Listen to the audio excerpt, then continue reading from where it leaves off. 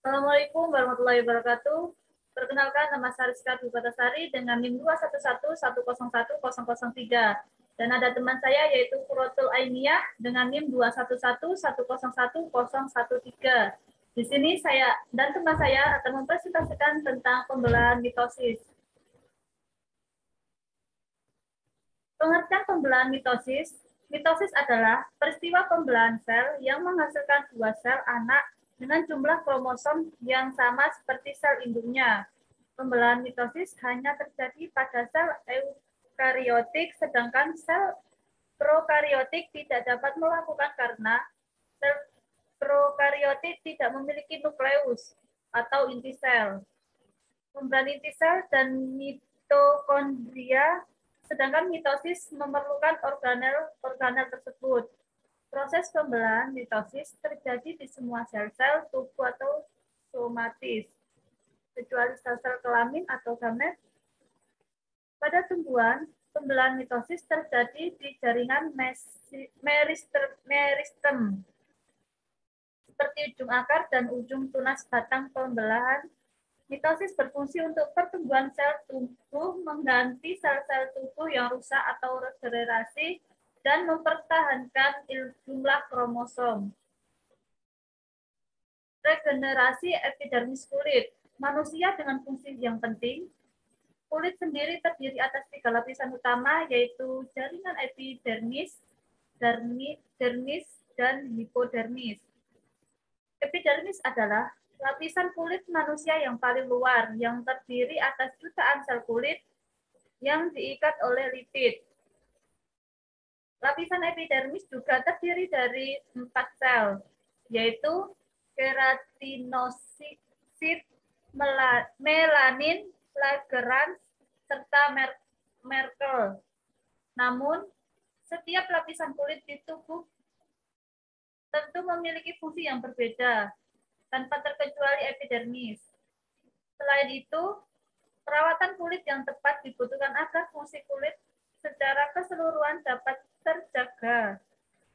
Kulit merupakan salah satu organ pada tubuh.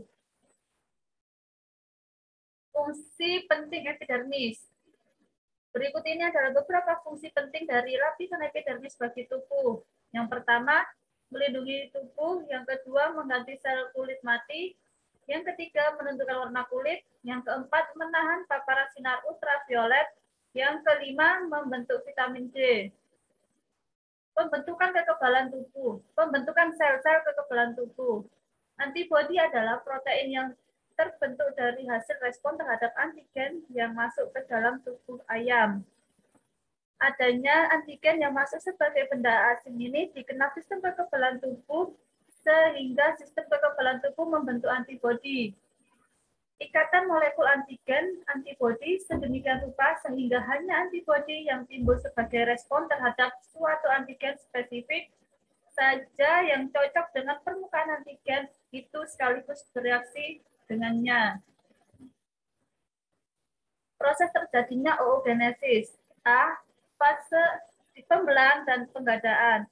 Oogenesis ini dimulai dengan fase mitosis dan meiosis. Jika pada mitosis yang merupakan proses pembelahan sel dan menghasilkan dua gamet atau yang identik. Pada proses meiosis adalah pembelahan sel yang menghasilkan 4 gamet dan masing-masingnya memiliki jumlah kromosom setengah dari sel induk. Selanjutnya dibacakan oleh teman saya.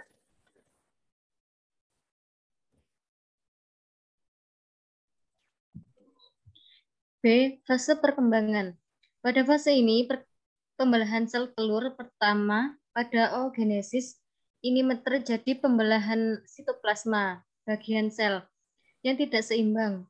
Karenanya ada satu oosit yang punya banyak sitoplasma, ada pula yang tidak memilikinya. Oosit yang memiliki banyak sitoplasma berukuran lebih besar daripada yang tidak. Oosit yang ukurannya lebih kecil ini disebut dengan badan polar pertama. Fase pematangan. Selanjutnya, oosit sekunder yang ukurannya lebih besar tadi akan mengalami pembelahan sel telur kedua yang menghasilkan ootit pada pembelahan polar pertama tadi. Ia juga akan membelah ke dalam dua badan polar kedua. Kemudian ootit ini akan berkembang menjadi sel telur apabila bertemu dengan sel sperma atau yang disebut spermatozoa. Maka dapat dikatakan bahwa ovulasi terjadi saat oosit telah mencapai tahap perkembangan ootit. Yang setelah pembuahan, ootit telah melewati tahap akhir pematangan yang terjadi sel telur. Spermatogenesis. Spermatogenesis adalah proses pembentukan sel sperma di dalam testis pria. Spermatogenesis sendiri berasal dari kata spermato yang memiliki arti benih dan genesis yang berarti pembelahan. Sel sperma diproduksi pada bagian tubulus seminiferus di dalam testis. Di dalam dinding tubulus banyak sel yang terbesar tersebar secara acak yang disebut sel Sertoli. Sel ini berfungsi untuk memberikan makanan untuk sel sperma yang belum matang. Ketika sel sperma telah matang, spermatogonium, sel induk sperma memperbanyak diri dan dengan cara mitosis dan meiosis atau pembelahan sel. Faktor-faktor yang memengaruhi spermatogenesis. A. Pengaruh lingkungan. Paparan bahan kimia lingkungan yang memengaruhi spermatogenesis sudah diduga sejak zaman kuno. Beberapa kaisar dan bangsawan Romawi memiliki masalah reproduksi karena paparan timbal dari minuman anggur yang terkontaminasi. Meskipun data dari studi in vitro, uji pada tumbuhan, dan in vivo, uji pada hewan, menguatkan efek negatif paparan bahwa bahan kimia lingkungan pada sistem reproduksi pria. Tetapi hasil studi pada manusia masih kurang meyakinkan. Tahapan-tahapan proses spermatogenesis. 1. Dari spermatogonium, sel sperma akan berubah menjadi spermatosis primer secara mitosis. Setelahnya, spermatosis primer membelah secara meiosis menjadi spermatosis sekunder yang berukuran sama. 2.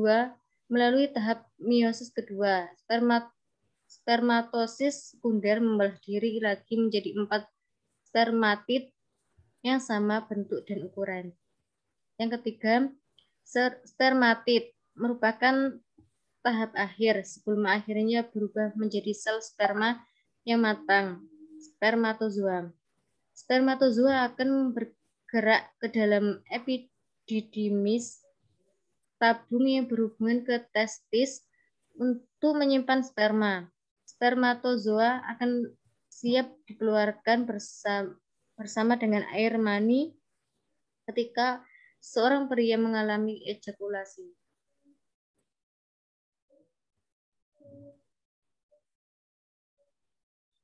B. Faktor genetik. Kelainan genetik menyumbang 15-30% kasus ketidaksuburan pria. Memang tidak diturunkan secara genetik, namun ada sejumlah kondisi genetik yang bisa menjadi penyebab kemandulan. Kondisi ini seperti gangguan kromosom yang bisa memengaruhi spermatogenesis seperti sindrom Klinefelter, infertilitas kromosom Y, dan masalah genetik lainnya.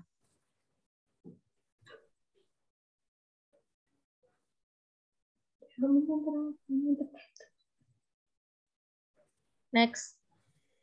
Kesimpulan. Pembelahan sel ada beberapa macam, salah satunya pembelahan sel mitosis. Pembelahan mitosis menghasilkan anakan yang jumlah kromosomnya sama dengan jumlah kromosom sel induknya. Pembelahan mitosis dibedakan atas 2 fase, yaitu karyokinesis yang terdiri dari beberapa fase, yaitu profase metafase, telofase, yang kedua adalah fase sitokinesis. Sekian presentasi dari kelompok kami, kurang lebihnya mohon maaf. Assalamualaikum warahmatullahi wabarakatuh.